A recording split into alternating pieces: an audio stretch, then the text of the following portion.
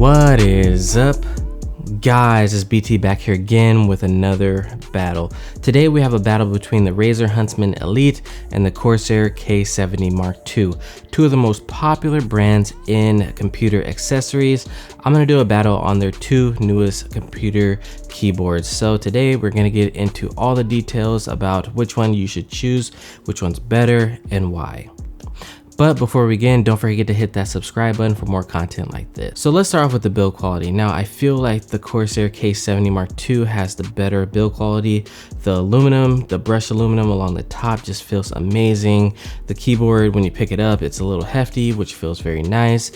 Whereas the Huntsman Elite is a lighter keyboard. The keys feel a little bit clicky, tic-tacky. They feel a little bit plasticky, whereas the Corsair K70, they're a little bit heavier feeling.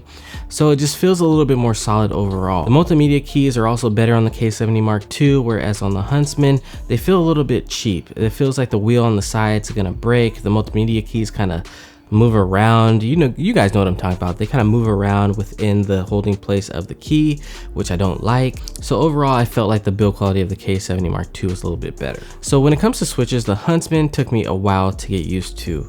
The purple switches with opto-mechanical key presses to accentuate the keys are very nice once you get used to them. But in the beginning, it really took me a little bit of time because they are so clicky, they are so loud. So if you live with other people, keep that in mind. Don't annoy them. So what happens with the Huntsman Elite is it has these purple switches, but that's not all there is to this keyboard. They have an opto-mechanical keyboard switch, which it blocks a laser when you press down the key, and it accentuates the key. It sends the command to your computer, which is very, very nice. It makes it very, very quick. And I did feel this one was a little bit quicker than the Corsair K70, which has just the regular mechanical switches. And that's not to say that the Cherry MX switches on the K70 Mk2 are bad. I really enjoy them. In fact, that's what I prefer.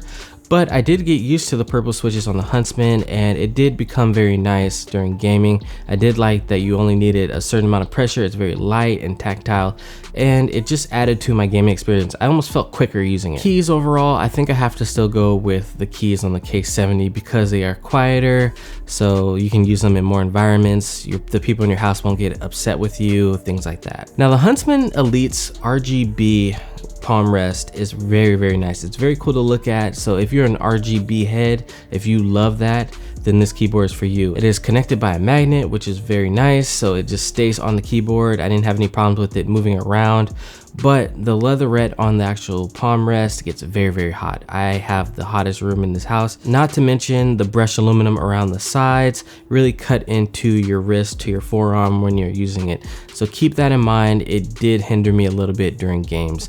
But for me, I don't really use palm rest that often. The K70 has a normal one, just a very plastic one that is textured. So if you use a palm rest, I almost prefer the K70. It's not as fancy, it doesn't have RGB, but it just works. Now when we get to the software, as we all know, Razer Synapse just sucks. I'm not gonna beat around the bush. That thing, it just sucks. Plain and simple. You have to log into it and you have to do all these updates, and it just gets in the way of the experience. It took me a day to figure out how to get my Razer Synapse to work with the keyboard. That's how bad it was. Whereas out of the box, iCUE just worked for my K70 Mk2. It is connected to all my fans on my case back there. It just works. But once you do get into both softwares, I mean, they're pretty much the same. They have the waves, they have the customization. You can customize your RGB experience to what you want it to be. So after I got in, I didn't really feel like there's a difference, but getting in iCUE is a lot better. So one last thing that I want to touch on that is very important, or has become very important to me, is a USB pass-through. Now these keyboards these days, they have RGB and they need to connect to your computer, so they also need another USB. So that is 2 USB slots taken up by a keyboard. That's a lot. So having USB pass-through really helps me out with charging my phone, connecting USB sticks, connecting mouses and things like that to the back of them. And the K70 Mk2 has this, and the Huntsman Elite does not have it.